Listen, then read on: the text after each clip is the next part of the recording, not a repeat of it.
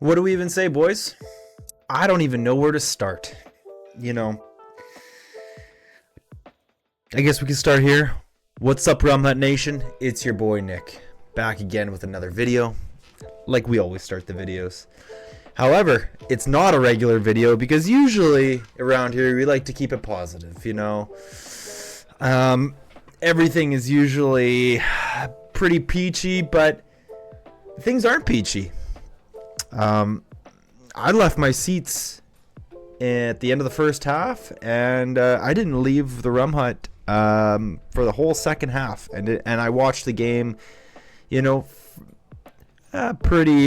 You know, I was a little bit, let's call it, enhanced down at the Rum Hut. I guess I was hydrating myself. But I did see most of the game. I'd say I saw about 90% of it. And you know what?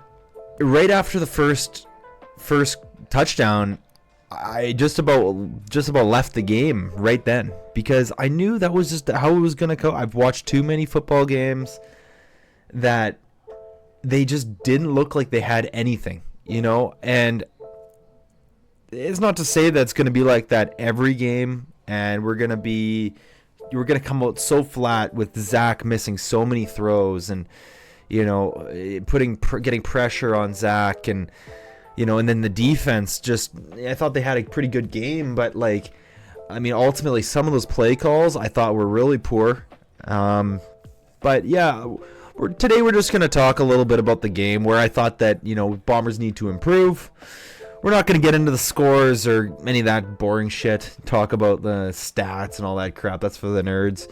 But we're just going to talk about, you know, what I saw, what I think Bombers are going to need to improve on, what I think is kind of the outline or the outlook of some of the positions or how they're looking right now. And maybe it'll help us kind of understand why this all happened. So that's kind of why I wanted to even start the channel, just because I had these thoughts on my mind, you know, and I wanted to get them out into the world, and just so we can go over these games together and figure out what happened and see how we can move on. So enjoy the video, guys. Yeah, so this was pretty much my view from the field for the second half. Down at the Rum Hut, watching at the rail, pretty standard. But you know, just to start out. It gave me PTSD, honestly. This game gave me PTSD. The main reason why is not the result, it's the way it happened. You know, they had a couple explosive plays over the top on us. But I don't think those were the backbreakers. Like when we turned that ball over on the kick return and they got the ball on the 20, you're thinking, okay, they need a big stop here. They call like a prevent defense into the end zone. The DB backed up like 30 yards into the end zone, and like you run a quick crossover to the out, and Philpott walks in. Like, please tell me if you watched that Grey Cup game, if you were watching it. I didn't even watch the replay. I haven't even seen it again because it's that it hurts that much to watch, you know. But the coaches, you get paid to watch the film. It's mostly the same players on both sides. So who's to say, like, why would you not think they're going to do the same thing to us again this game? And it's the same thing that happened in the Grey Cup. The Bombers put up way more points and way more yards. But Montreal didn't do anything special. They threw the ball short. Our defense was great again, but they threw the ball short. They got themselves in the short and manageable, or second and manageable. Then it was a quick run to get the first down, or you know. So the Bombers, 9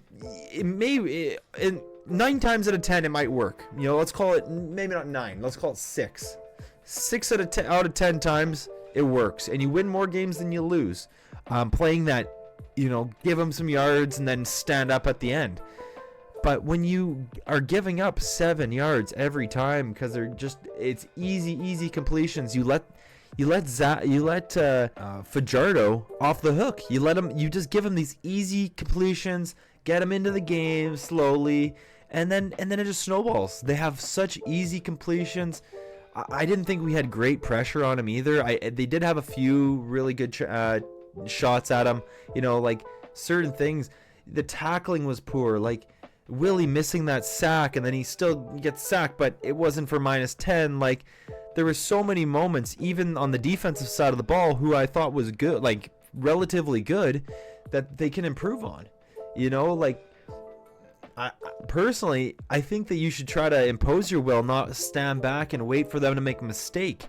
A veteran quarterback is not going to do that, especially Fajardo, who's played against the Bombers like 20 times, man. The guy's played the Bombers a lot of times. He knows what we're going to try to do to him. So you've got to try to confuse him. You've got to put pressure. I think that confusing him actually is probably... Actually, I think... I repeat... Edit myself here live. I think pressuring him is the best way to get to him and stay tight on the receivers. Let him try to make an incredible throw for 30 yards when your guy's draped on him and there's pressure on his face. I don't see how you think you're going to be able to confuse a guy who's been in the league for 10 years or however many years he's been in, and he's played you 20 times. Like, to me, it's just asinine that they're gonna sit back in zone, wait for him to make a mistake when they could, or come up to make a tackle, or banking on they could somehow come up and make a tackle. Why don't you just put some pressure on these guys, make them run past you, and make them make a great throw? That is how I would do it. I mean, I'm not a head coach or anything, or a defensive coordinator, but I think it's harder to make a pass when you've got tight coverage or and guys in his face rather than dropping back 30 yards. But yeah, I think that's my overall take away from the defense. It just wasn't inspired. Like, sometimes you watch a defense and they're just everywhere. They're right on top of you. They're not giving you an inch. The Bombers, they looked like they were happy to give them 5 yards every time. They were happy to give them that, and they just didn't want anything over their heads. That's what it looked like to me. So overall defense, I thought was serviceable. I think if you do get a better offensive performance, less turnovers, they win that game. Very often, even with that defensive performance. So I'm not going to hang it all on the defense. I think the defense definitely could have been better, but it was a serviceable performance week one. Better play calling, I think, a little bit more aggressive. That's what I would like to see, but I'm just me. On the offensive side of the ball, I don't even know where to start. Like, we started the game, and Zach, you know who he reminded me of? He looked like Drew Willie out there. Drew Willie, after he took like 800 hits, he couldn't hit the receivers. Like, every pass was straight into the ground. Like, and then he started trying to. He's like, oh, I'm not going to underthrow it. Now I'm going to overthrow it. So then he overthrew like 3 guys, like Lawler in the end zone. So to me, I think that all stems to not playing the starters in the preseason. You can't simulate the regular season or like a football game in practice. It doesn't make any sense. So as much as I really want to hang it on some of the players like Zach and just guys who looked slow today or yesterday, this really just comes back to coaching. I think it's just coaching and maybe a mixture of that and guys who are complacent. None of their positions were up for contest. They just missed all of preseason and just sat there in their lawn chairs waiting for the regular season. There needs to be people whose heads are rolling, dude. So before, let's say the first year that Kyle Walters took over, okay, it was a disaster. The team was a disaster. Like, they did not have the talent, the high level talent that some of the other teams in the league had. Some of the players were getting older. It was just a country club, right? And that off season, they cut everybody. They changed everything. You bring in guys like Andrew Harris. You brought in Stanley Bryant. You brought in Jamarcus Hardrick. You brought in who else? I think it was Dembski, or maybe it was like a year or two before. They had brought in like Weston Dressler. Ryan Smith, like all around that same time, you know?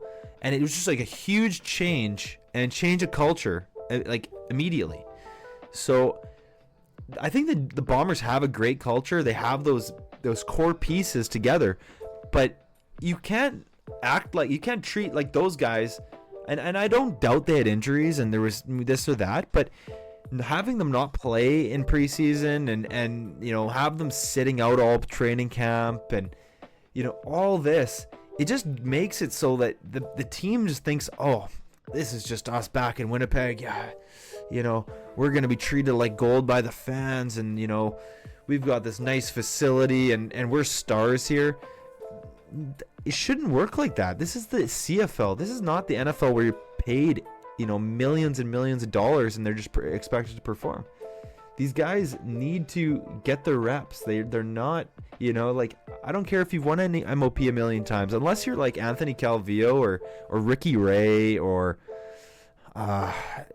you know, I don't know, maybe Damon Allen or, you know, any of the greats, Milt Stegall. You know, you don't need to do training camp. There's no reason to training camp. You know, you can pick it up in the first game of the season. Those guys are legends. They're Hall of Famers. They're the best that ever did it. But who are you? You've won 2 Grey Cups. That makes you the best player that ever played in the CFL. So you don't need to do training camp or preseason or no. It doesn't work like that. You know, and I didn't like it. When they did it. I can't say like, oh, I'm gonna when it happened they didn't play Zach or didn't play the offense that I like, you know, I didn't say anything. So maybe I'm a bit of a hypocrite, but you know, I gave them the benefit of the doubt that, you know, that O'Shea knew what was best and thought that, you know, they didn't need that extra reps. They were ready to go. You know, you read some of the clippings from like Darren Bombing and things like that, and he says, oh, Zach's made the nicest throw I've ever seen in training camp.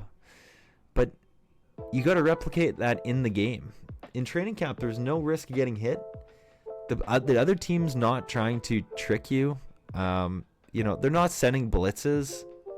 And even if they are, they're not coming to actually hit you because you're the quarterback. So you can't replicate that. And to me, I think it's just really bad management. It's just really bad management. There's no other way to say it.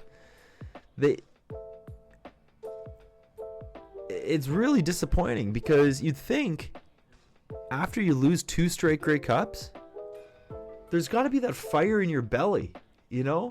How do you not have that fire inside of you to come out and say, you know, we're going to kick some ass. Preseason, we're going to show the league who we are, you know? And just give them a taste. And then you come into the first game and wipe the floor with the Owls, the team that just beat you in the Grey Cup. You know, I didn't see that pushback. There's a few guys who really had good games, like Strevler had a good game. I thought Schoen played pretty good for the amount of targets he had. I thought Brian Cole had a great game. Interception. He had a lot of tackles. I think he had 7 tackles. Trying to think who else had a good game. There wasn't very many. I think Johnny Augustine, when he got in the end of the game, I thought he looked really good. Yeah, I just didn't like what I saw out of anybody, really. There was just they just came out flat. You know, there was instant pressure in Zach's face. I think the offensive line got manhandled for a good portion of the game.